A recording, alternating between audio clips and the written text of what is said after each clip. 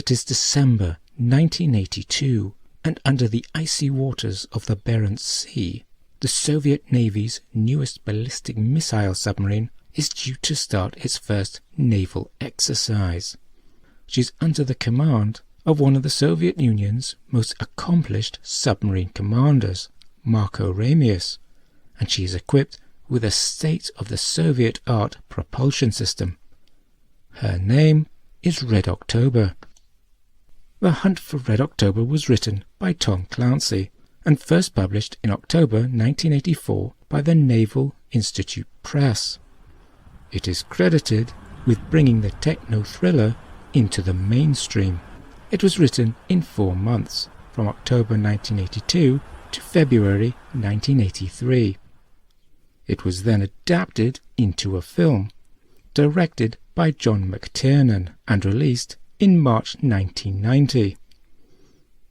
In this video, we will meander through a collection of notes about the book and the film.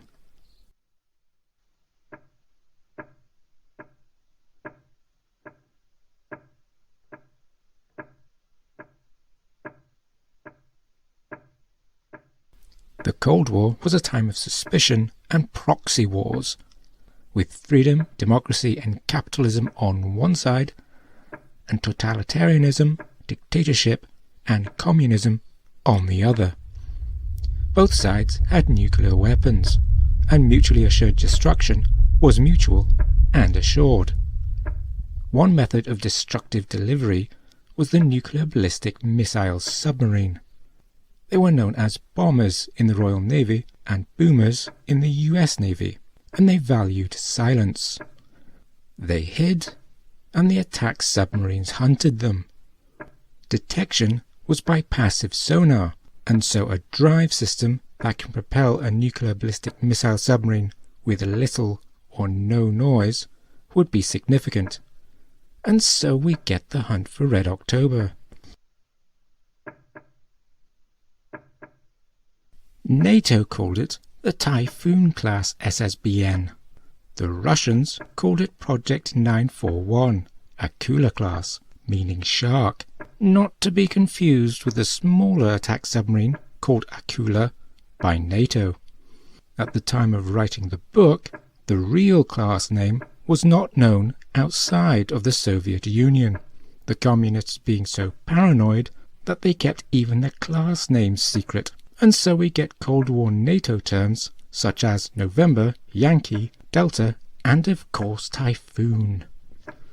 The Typhoons remained the largest submarines ever built, displacing 48,000 tons submerged and being 574 feet in length. They are recognizable by their size and by having their missile silos in front of the conning tower instead of behind. And according to author H.I. Sutton, they were fitted with 2 escape chambers, capable of carrying 85 men, a sauna, and even a swimming pool.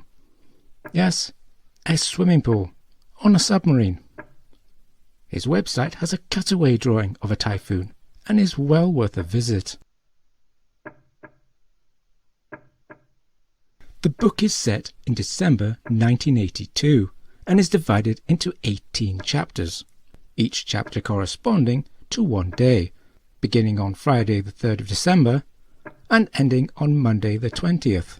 The Soviet missile submarine Red October is a newly built Typhoon, equipped with an experimental propulsion system known as the Caterpillar drive that renders it virtually silent. This presents a challenge for NATO and a strategic advantage for the Soviet Union. Screws make a noise, and screws turning quickly make a lot of noise. The Caterpillar drive does not use screws, and without moving parts, the Red October's propulsion system makes her capable of approaching the US coastline undetected and launching her deadly warheads against American cities and military command centers without warning, neutralizing any threat of retaliation. There is, however, one small problem. The Red October's commanding officer, Captain First Rank Marko Ramius, has a plan not quite in keeping with party doctrine, a plan that begins with the murder of the Red October's political officer, Putin. The first question at the heart of the story is, what is that plan? The hero, CIA analyst Jack Ryan, believes that Ramius is defecting and bringing with him $1 billion worth of Soviet state property. The second question is, can Ramius succeed? This is a pressing question because Ramius has sent a letter to Admiral Yuri Pedorin, in which he has announced his intentions. And now, the Soviet Navy has been deployed to hunt down and sink the Red October. It is safe to say that Tom Clancy was somewhat of a geek. There's a great deal of technical detail, and he describes weapons, submarines, and spycraft in loving detail. In one standout chapter, there is an accident aboard one of the Soviet attack submarines. Clancy describes in minute detail how the nuclear reactor on the Soviet Alpha-class attack submarine, ES Polatovsky, suffers a catastrophic failure that sinks the submarine. It might be easy to get bogged down, but Clancy moves his gaze to and from multiple viewpoints and builds up towards the climax of the action, when the Red October, now guarded by 2 US submarines, is discovered and recognized by a Soviet Alpha, the VK Konovalov.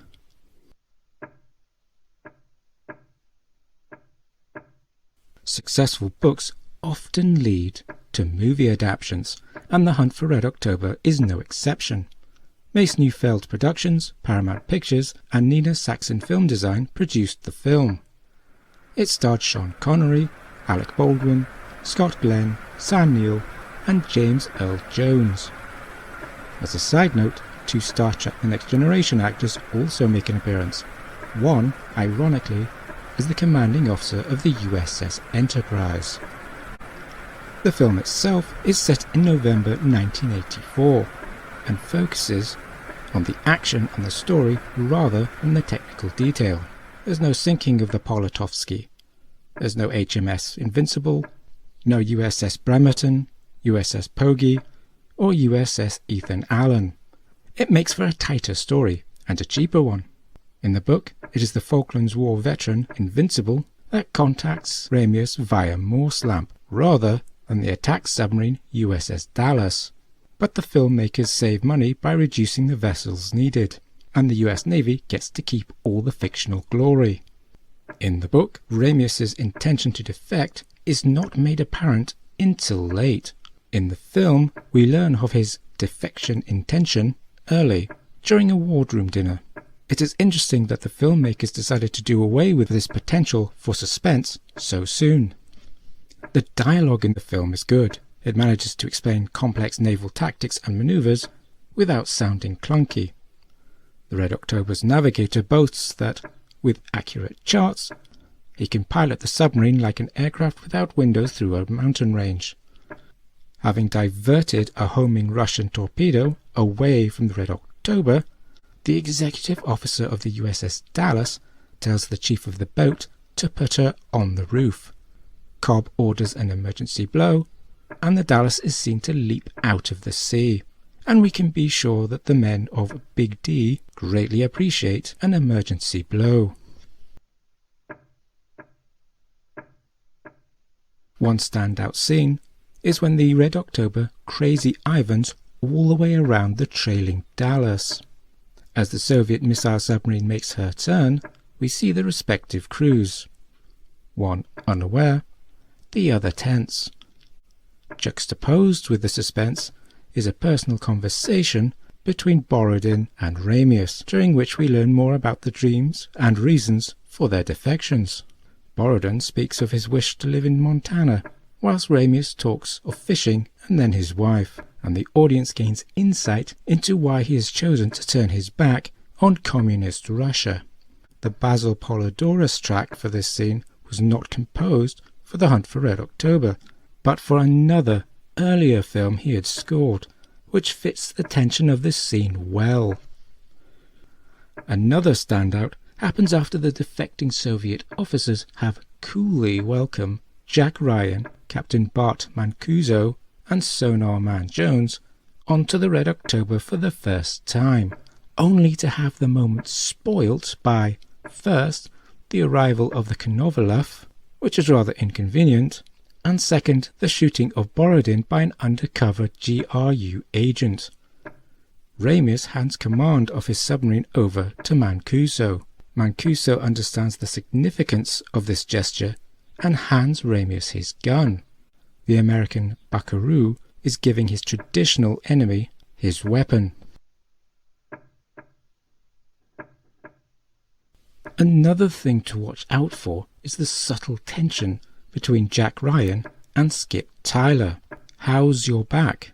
asks the latter somewhat out of nowhere, and then inside his office he puts his artificial leg up and Ryan glances at it uncomfortably. Tyler is said to have lost his leg when he was hit by a drunk driver, and it's almost as if the film is implying that Ryan was the driver. The film is not completely without its faults, though. For example, not long after the Crazy Ivan scene, the Red October has to run from a torpedo. Rightful rudder reverse starboard engine might work with a surface ship, reversing an engine to make a tight turn, but the Red October is a submarine. Then there's the manner of the Red October's turn. She turns like a car, not like a ship or submarine. Because they use stern-mounted rudders, the pivot point of a turning submarine is further astern, just like driving your shopping trolley backwards through a supermarket. The steering is at the back rather than at the front. It is a question frequently asked. Is The Hunt for Red October a true story? The answer is no, and it is not based on a true story either. There were, however, instances in history to inspire the story, such as the 1975 mutiny on a Soviet warship and various Soviet pilots who defected in their aircraft over the years. So there we have it. Notes for Red October, a collection of thoughts and observations on both the Tom Clancy novel and the John McTiernan film. If you even remotely enjoyed this video, then please click the like button and subscribe to this channel. If you didn't enjoy it, and I thank you for watching the video to the end, and invite you to click the dislike button and subscribe to the channel anyway.